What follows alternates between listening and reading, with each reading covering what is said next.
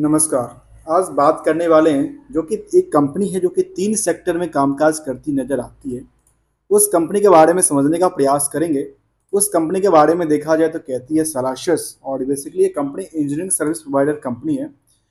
और इसका ये 3 सेक्टर में कामकाज करती नज़र आती है। तो तीनों सेक्टर में देखा जाए तो रेलवेज़ है, या फिर एनर्जी सेक्टर के अंदर है, और खास कर टेलीकॉम्स के अंदर है। तो इन तीनों सेक्टर में मार्केट, इंडियन मार्केट जिस हिसाब से बूस्ट करती नज़र आती है, उसी हिसाब से स्टॉक की परफॉर्मेंस के लेवल में हम जानने के प्रयास करेंगे। जहाँ पे telecommunications, power, renewable energy, heavy steel structures and poles पे कामकाज करती है, और स्मार्ट सिटी सॉल्यूशंस पे कामकाज करती नजर आती कंपनियां कि स्टॉक की परफॉर्मेंस क्या दर्शाती है, और क्या इसका रिएक्शंस किस हिसाब से परफॉर्मेंस दिखाती है, जिसमें कि फंडामेंटली हाइलाइट्स की बात करें या टेक्निकल में चार्ट ग्राफ की बात करें तो वो क्या दर्शाती नजर आती है। तो आज हम समझने का प्रयास करेंगे सालासर टेक्नो इंजीनियरिंग लिमिटेड के बारे में, और इसके बारे में थोड़ा सा मैं चार्ट को भी ले लूँ, और चार्ट के बेसिस पे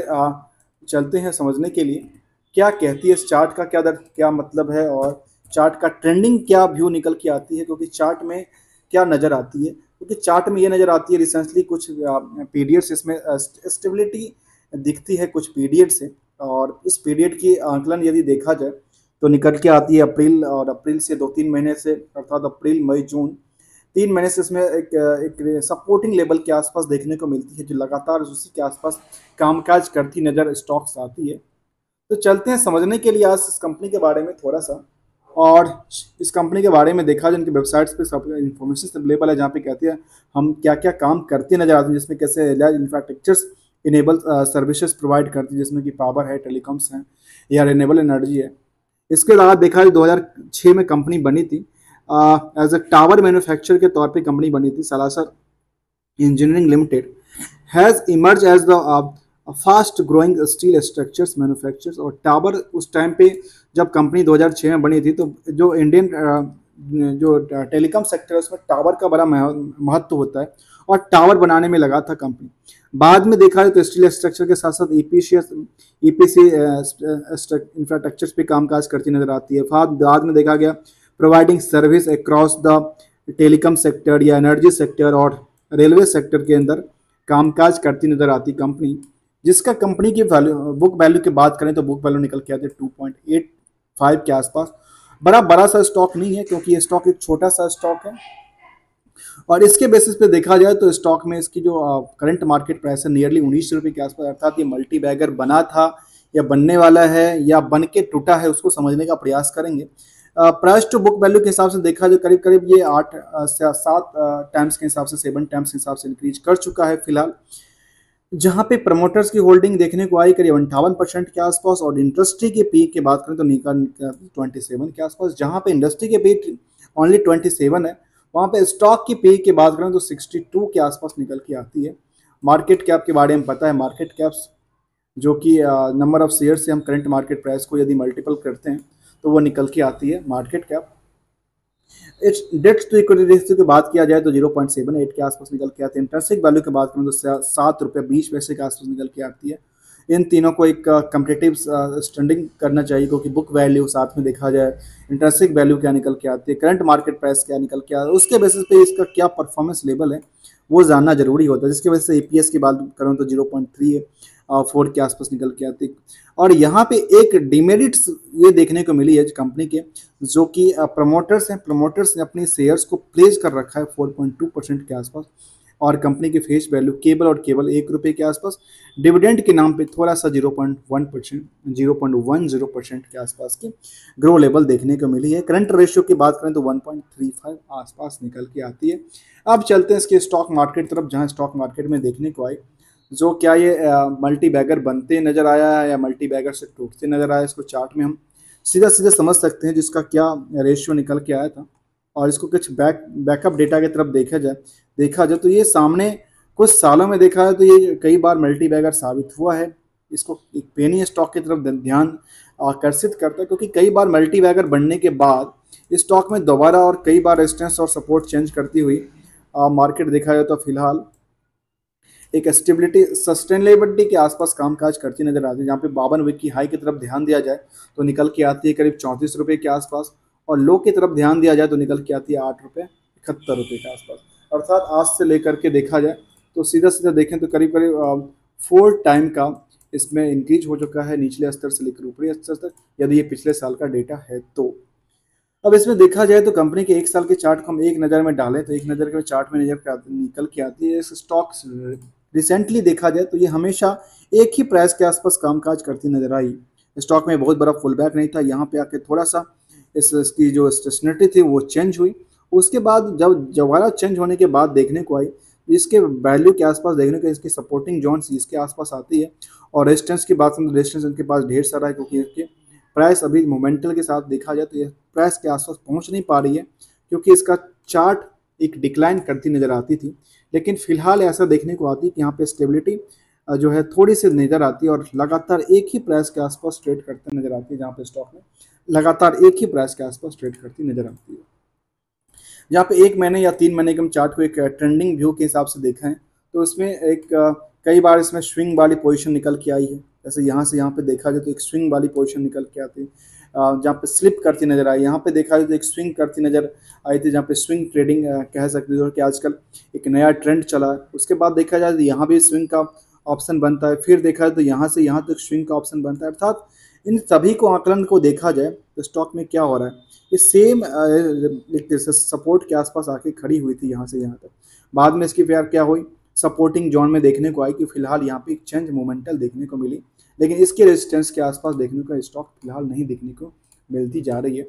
चलते हैं इसकी फंडामेंटली कितना सपोर्ट करता है इसके प्रति वो समझने का प्रयास करेंगे। लेटेस्ट अपडेट में देखने को मिलता है कि सेक्रेटरियल कंप्लायंस था कंपनी का।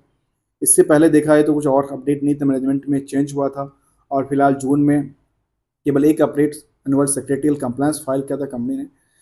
कॉर्पोरेट एक्शन तरफ ध्यान दिया जाए तो कंपनी डिविडेंड्स और बाकी कंपनी यहाँ पे बोनस दिया है कंपनी ने जो है अभी 24 के अंदर, और 4 शेयर पे 1 शेयर का बोनस डिक्लेरेशन दिया था। तो सोचिए बेनिफिशियली हो सकता है यहाँ पे, जो कि यहाँ पे चार्ट में देखने को आया जो कि फरवरी में इसका डिक्लाइन करती नजर आई थी। क्या फरवरी में जो डिक्लाइन किया था वो बोनस की वजह से तो नहीं डिक्लाइन किया था? इसको जरा चार्ट को हम देखें तो फरवरी के आसपास चलें और फरवरी में क्या निकल के आती है। हम फरवरी में देखें तो फरवरी में इस बोनस की वजह से मार्केट में काफ़ी अच्छा मोमेंटल देखने को मिला, जहाँ पे स्टॉक ने एक लगातार जंप करती नज़र आई थी। और लगता है ये सब के सब फरवरी का ही डेटा था और फरवरी में इस तरह के एंगल्स निकल के, क्योंकि यहाँ पे बोनस कंपनी देने वाली थी। बोनस के लोभ के चक्कर में सबके सब यहाँ पे स्टॉक अच्छे खासे खरीदारी के बाद मार्केट में गिरावट थोड़ी सी देखने को मिली थी। रिजल्ट की तरफ थोड़ा सा ध्यान दिया जाए तो निकल के आती है रिजल्ट इसका अच्छा खासा रिवेन्यू तो इंक्रीज करती नज़र आती है। साथ में देखा जाए प्रॉफिट तो प्रॉफिट में ग्रोथ लेवल देखने को नहीं मिले, जिसकी वजह से इनके ऑपरेटिंग प्रॉफिट मार्जिन भी डाउन साइड में है और नेट प्रॉफिट मार्जिन भी यहाँ पे डाउन साइड ही देखने को मिला है। अर्थात एक ही एंगल से यहाँ पे सेल्स इंक्रीज करता है लेकिन बाकी सारे चीज़ें जो हैं वो डिक्लाइन करती नज़र आती है। तो ये इसकी खुद की डेटा थी। यदि हम कंसोलिडेट डेटा की तरफ एक तरफ ध्यान दिया जाए तो कंसोलिडेट डेटा क्या कहती है कंपनी के बारे में, तो कंपनी के बारे में कंसोलिडेट डेटा कहती है जो 212 करोड़ से लेकर के 367 करोड़ तक का इसका क्वार्टरली डेटा निकल के आती है, जहाँ पे ये इसको देखा जा सकता है 367 करोड़ को। तो 367 करोड़ इसको एक कहा जा सकता है जो टॉप पे कामकाज करती नज़र आती है, टॉप ऑफ द क्वार्टर इसको, और क्वार्टरली बेसिस पे अच्छा खासा जंप नज़र आती है। ऐसे ही क्रम के देखो प्रॉफिट को, तो प्रॉफिट में देखा जाए करीब 17 करोड़ के आसपास का यहाँ पे प्रॉफिट बुक हुआ था और इसके बेसिस में देखा है तो इससे पहले इस क्वार्टर में, इससे पिछले भी क्वार्टर में करीब 17 करोड़ के आसपास आया था। तो इस हिसाब से देखा है तो पिछले क्वार्टर से बिल्कुल कंपेयर करता नज़र आता है और पिछले अदर अपने हिस्टोरिकल डेटा से टॉप पे कामकाज करती नज़र आती है। ईयर टू ईयर को हम वाई के हिसाब से देखा जाए तो कंपेयर करके देखा जाए तो निकल के आती है जो इसका जो करीब 213 करोड़ के आसपास हुआ कर था वो करीब 1200 करोड़ से ज़्यादा का इनका रिवेन्यू बढ़ा है। अर्थात इसको ईयर टू ईयर में देखा है तो पिछले साल से करीब करीब 20% के आसपास इंक्रीज़ किया है इनकी सेल्स में, और पिछले 10 सालों को डेटा देखें तो करीब 6 टाइम्स के हिसाब से देखा जाए तो 600% के आसपास का जंप किया है पिछले 10 सालों में डेटा में, जो कि इनकी सेल्स की बात कर रहा हूँ। यदि प्रॉफिट की तरफ ध्यान को आकर्षित किया जाए तो यह निकल के आती है करीब 53 करोड़ के आसपास यहाँ पे प्रॉफिट था, और इनके ही बेसिस पे देखा जाए तो इनसे पहले इन 53 करोड़ का कभी भी प्रॉफिट देखने को नहीं मिला। और इसको यदि हम पिछले साल से कंपेयर करें तो जहाँ पे 40 करोड़ था वहाँ पे 30 करोड़ से 30% से ज़्यादा का मोमेंटल देखने को, कि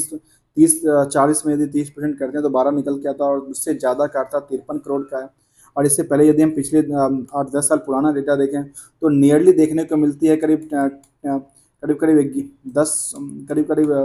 1100% के आसपास का सीधा सा देखूँ तो मैं एक राउंड ऑफ फिगर में देखूँ तो यहाँ पे आके जंप करती है, इनकी प्रॉफिट नज़र आती है। इसके बेसिस पे हिस्टोरिकल डेटा की तरफ एक नज़र डालें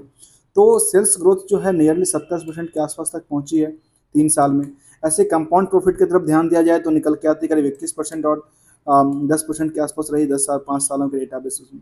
स्टॉक प्राइस CAGR के हिसाब से देखा जाए तो ये भी 1 साल में अच्छा खासा जंप करती नजर आती है, और यहाँ पे 5 साल और उससे पहले भी अच्छा खासा जंप करती नजर आती है। रिटर्न ऑन इक्विटी पे देखा जाए तो यहाँ पे 10%, 12% एक एवरेज, 12% और 14% एक एवरेज वैल्यू हमेशा निकल के, मतलब इनका चारों के चारों जो हिस्टोरिकल की फैक्टर है वो इनको सपोर्टिंग जोन की तरफ ले जाती घिसती नजर आती है कंपनी के लिए।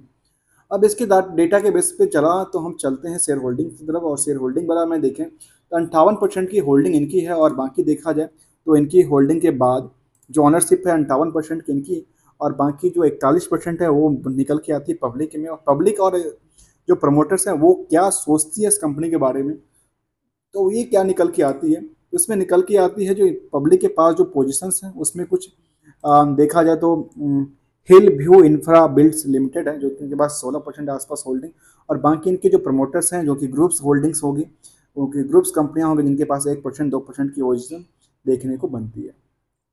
एक चीज़ यहाँ पे देखने वाली बात ये है, जो यहाँ पे कई बार चीज़ें देखने को मिलती है कि यहाँ पे एफआई ने अपनी पोजीशन को लगातार बढ़ाया, और लगातार बढ़ाने का मतलब था तो पहले इनके पास एफआई करीब 8-9% के आसपास तक पहुँचा था, लेकिन इन पीरियड में आकर के देखने को मिला जो 3% कम करने के बाद उन्होंने दोबारा इसमें पोजीशन बढ़ाया, अर्थात यहाँ पे शॉर्ट कवरिंग करते हुए इसमें पोजीशन को थोड़ा सा हल्का किया था क्योंकि प्रॉफिट बुकिंग के लिए, फिर दोबारा इसने पोजीशन बना लिया ऐसे स्टॉक में। उसके बाद देखा तो DI कहाँ पे कुछ भी करें, DI की कोई भी संख्या नहीं है, DI कोई है नहीं, जो है एफआई की संख्या निकल के आती है। और पब्लिक में देखा जाए तो पब्लिक में रिटेल के पास देखा तो रिटेल में एक नाम निकल के आता है भाई, जो कि कंपनी निकल के आती है जिनके पास कुछ पोजीशंस यहाँ पे देखने को आई है, ईयरली देखा है करीब 1.5% के आसपास। उसके बाद देखा जाए तो कोई और कंपनी को निकल के नहीं आता।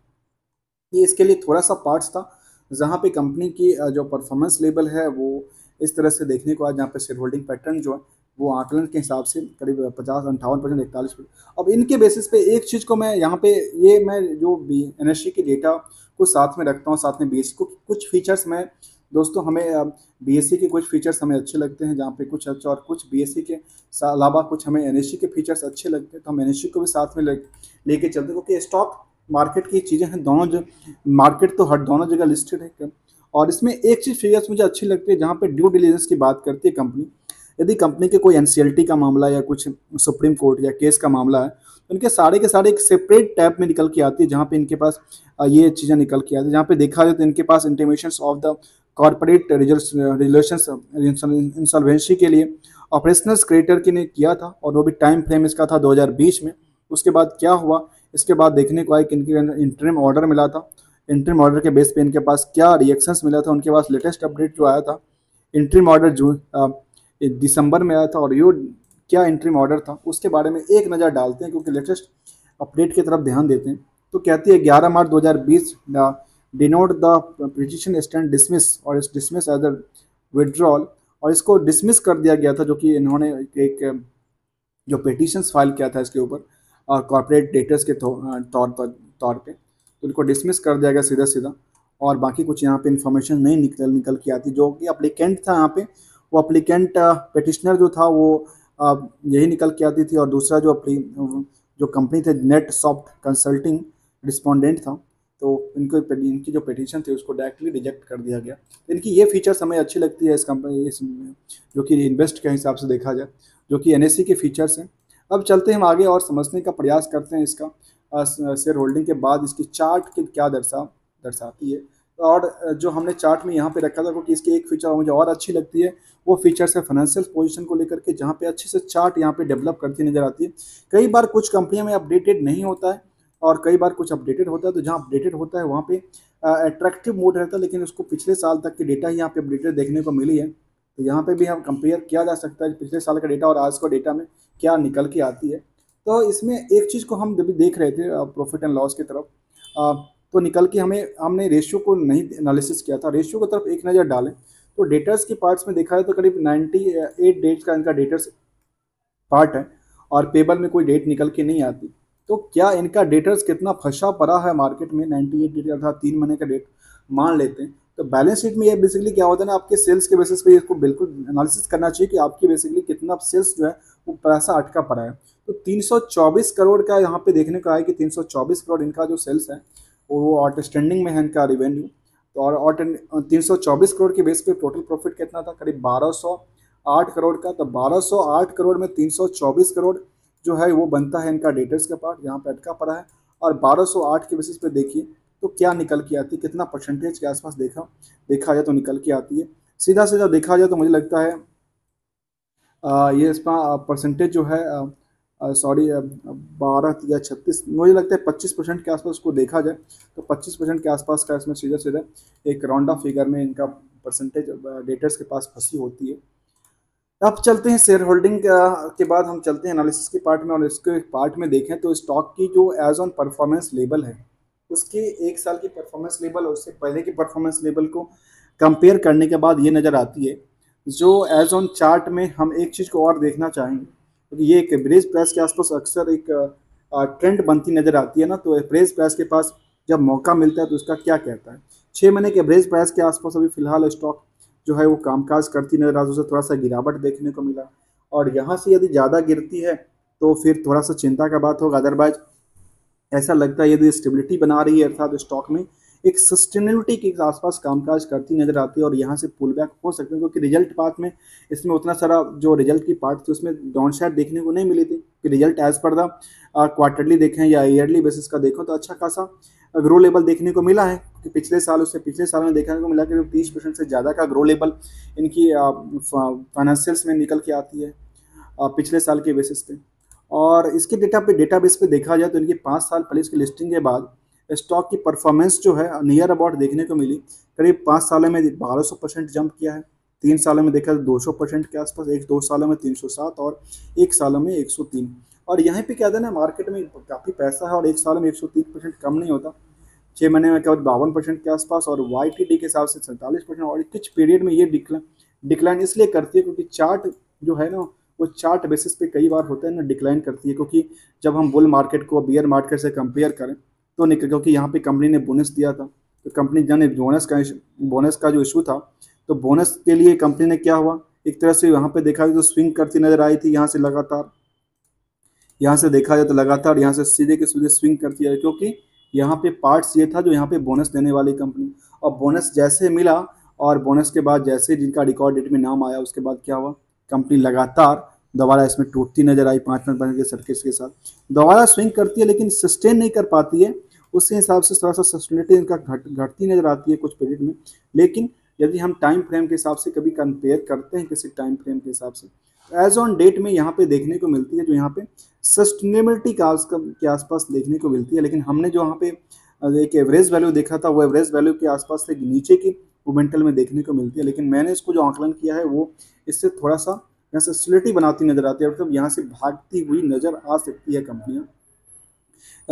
यहाँ पे एक चीज़ और देखूँ, जहाँ पे कंपेयर करने के टाइम पे कई बार हो सकता है जो मैं कंपेयर करने के टाइम पे एज ऑन इसकी परफॉर्मेंस को देखूँ तो इस हिसाब से नज़र आती है, कई बार देखा जाए तो इसका और इसको मैच करते हुए देखा जाए तो इसमें इस हिसाब से गिरावट नज़र आती है कई बार। यदि मैं इसको एक आंकलन स्विंग के हिसाब से देखा जाए, आंकलन किया जाए तो स्विंग के हिसाब से आंकलन में हिसाब से क्या निकल के आती है कंपनी के बारे में, तो ज़रा इसको समझ लेते हैं एक बार। और स्विंग के हिसाब से देखा जाए तो कंपनी यहाँ तक गई थी, उसके बाद क्या निकल के आई, लगातार गिरावट के बाद स्विंग क्या लगा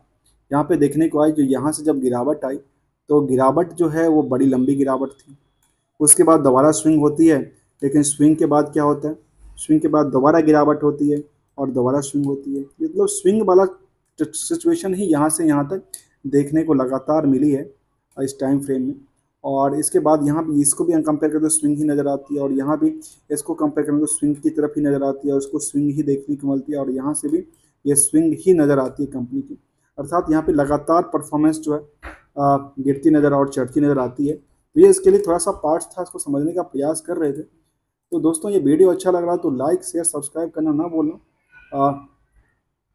thank you so much for joining. हम बात कर रहे थे आज इस कंपनी के बारे में जिसका नाम था नियरली इंफ्रास्ट्रक्चर पे कामकाज और तीनों सेक्टर में कामकाज करती नजर आती है। इसका नाम था सालासर टेक्नो इंजीनियरिंग लिमिटेड, जो कि कंपनियां चाहे वो टेली कम्युनिकेशंस हो या पावर सेक्टर और रिन्यूएबल एनर्जी हो, या देखा जाए तो उनके पास पोल्स और हैवी इलेक्ट्रिकल की बात कर रही कंपनी, इन सभी में इनके पास डील करती नज़र आती है। और इस डील में नज़र आती है अर्थात अच्छी खासी इनमें एक फंडामेंटली इनको सपोर्ट मिलती नज़र आती है। और फिलहाल देखने को मिली क्योंकि लास्ट पीरियड का डेटा था उसके हिसाब से अच्छा खासा जंप करती नज़र आ सकती है कंपनी की परफॉर्मेंस, जो कि चार्ट बेसिस करने समझने का प्रयास किया। दोस्तों वीडियो अच्छा लगा तो लाइक शेयर सब्सक्राइब करना ना भूलना। Thank you so much for joining here.